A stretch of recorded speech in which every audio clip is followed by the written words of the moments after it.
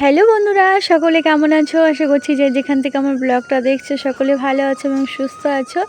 আমরাও খুব ভালো আছি। সকালে আজ আমপাড়া দিয়েই আমি আমার ব্লগটা শুরু করেছি। আজকের বারটা হলো শুক্রবার, আজকের তারিখটা হলো মে মাসের, আজ হচ্ছে 29। আর সকালবেলা সবার জন্য রুটি বানিয়েছি, আর আছে সঙ্গে আম, সবজি। বরমশাই সকালের খাবারটা খেয়ে গেল, আর দুপুরের জন্য ভাত টিফিন বাটিতে প্যাক করে দিয়ে দিয়েছে। এখানে দেখো, ছেলেকে একটা রুটি দিয়েছিলাম, অল্প খেয়েছে। মেয়েকে ওর হাফ দিয়েছিলাম, বাজিয়ে রেখেছে। আর বরমশাই তো আম রুটি সবই বাজিয়ে রেখেছে।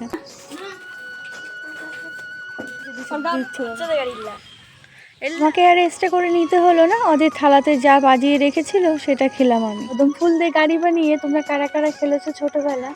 আমার শৈশবটা তো খুবই সুন্দর ছিল, আমি তো প্রচুর পরিমাণে খেলেছি। এমন কোনো খেলা ছিল না যা আমি খেলিনি। তো আমাদের ছোটোবেলায় একটা গ্রুপ ছিল যে সকাল বিকাল হয়ে গেলে বাস খেলতে বেরিয়ে যেতাম। এখানে ছেলের সঙ্গে কিছুটা সময় কাটালাম, তারপরে আমার কাছে তো আমাকে করতে হবে। আজ ভাবছি চুল কাটাবো। বাড়িতে আছে দুজন, একবার এদিকে একবার ওদিকে, মানে কোথায় গেলে যে বসলে একটু শান্তি পাবে ওরা নিজেরাই বুঝতে পারছে না। আর দেখতেই পাচ্ছ সকালে রান্নার বাসন, তারপরে খাওয়া দাওয়ার বাসন, এক ঢিপ বাসন নিয়ে আমিও বসে পড়েছি এক যুদ্ধে। সকাল থেকে রাত পর্যন্ত কী যে ঝড়টা যায় কি বলবো। সব বাসনগুলো রেখে আসলাম। এই যে মাটির হাঁড়িটা দেখতে পাচ্ছ, এটাতে মাটন করেছিলাম, হান্ডি মাটন। তো তারপর থেকে হাঁড়িটা ওইভাবে ধুয়ে রেখে দিয়েছি। এখানে না মুরগি বলো, তারপরে ডনি, এদিকে অনেক পাখি জল খায়, তো সেজন্য ওই হাঁড়িটায় জল রেখে দিই প্রতিদিন। আর আমিও রেডি হয়ে গেছি, রেডি বলতে ওই নাইটিটা পরেই যাব, ছেলেকে চুল কাটাবো। চুলগুলো বড় হয়ে গেছে, আর চুল বড় হয়ে গেলে না বাচ্চাদের মুখের শেপটাই যেন কেমন বদলে যায়। বুধবারে ভেবেছিলাম যাব, তবে আর বুধবারে যাওয়া হলো না। আজকেই বেরোচ্ছি। এক গ্লাস জল খেয়ে নিলাম, আর এখানে নাইটি আর গামছাটা বারান্দায় রেখে গেলাম। তখন নিয়ে যাচ্ছি চুল কাটাতে। ছেলেটার চুলগুলো করেছে, হাতা নিয়েছি, হাতাটা ছেলে নিয়ে গেলো বাইরে। আগের থেকেই ঠিক হয়ে গেছে কে কী খাবে। চল নিয়েছি তালা, চাবি, পার্স, জলের বোতল সব নিয়ে নিয়েছি। তো এখানে এসেছিলাম, হলো না, ঘুরে বাড়ি যাচ্ছি। কমেডির একজন নেই, তো সেই কারণে সব দোকানপাট বন্ধ।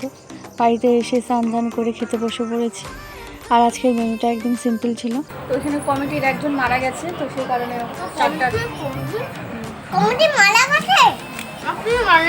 খেয়ে দিয়ে তোমার সঙ্গে পরে কথা বলছি। দুপুরে বিকেলের কাজ করলে আবার সে আমাকে ডবল করে করতে হয়। তখন কদম ফুল পেরেছিল, উঠোনটাকে পুরো নোংরা করে রেখেছে। তাড়াতাড়ি করে বিকেলের কাজটা সেরে এখন মা মেয়ে বসেছি বিকেলে। এখন বলবো কি বলবো, নেপালিজ আজকেই কিনেছি, এখন কেনাও বন্ধ করে দিয়েছি শুধুমাত্র কেনার জন্য। কারণ সারাক্ষণ নেটপালিশ করবো আর বাস খাওয়া ঢুকে জমে যায়। দাঁড়াও, আমি একা করবো না, না ক্ষমা করো আমার, আমি করিয়ে দেবো, তুমি একা পড়তে হবে না, ওটা করবো।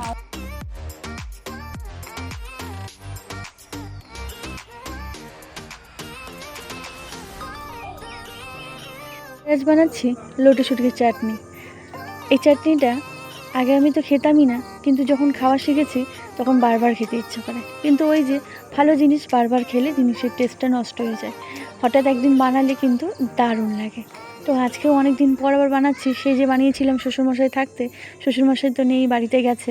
তো আজকে তোমাদের দাদাভাই নিয়ে আসলো, তো সঙ্গে সঙ্গে আমিও বানিয়ে ফেললাম চাটনি। আর এটাতে কিন্তু তেল আর পেঁয়াজ, রসুনের থেকে পেঁয়াজের পরিমাণটা একটু বেশি লাগে। মেয়েটা কোলে ওঠার জন্য বায়না করছিল, বারান্দা দিয়ে একটু ঘুরে তোমাদের দাদাভাইকে আবার কোলে দিয়ে দিলাম, দিয়ে আমি আবার চলে আসলাম রান্নাঘরে।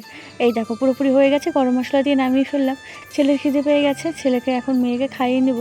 মেয়েটা সব কিছু একটু টেস্ট করার অভ্যাস আছে, তবে ছেলেটা কোনো কিছুই মুখে নিতে চায় না। তবে এখন ওই আমি যেহেতু খাওয়াই দিই, তাই একটু একটু করে কিন্তু আমি সবই খাওয়ানো এখন ওকে শিখিয়েছি। তো ও জানে এটা অন্য কিছু তরকারি, তো ও জানে না, যদি জানে তাহলে খাবে না। তো অন্য কিছু বলে আমি ওকে খাওয়াচ্ছি, অন্য সবজিও আছে। 9:30 বাজে এখন। এদিকে ডনি দেখো তোমাদের দাদাভাইয়ের সঙ্গে একটু খেলছে। বাচ্চাদের খাওয়ানো হয়ে গেছে, আর এখন কার্টুন দেখবে আধা ঘন্টা। তো আজকের ব্লগটা আমি আর বেশি বড় করব না, এখানেই শেষ করছি।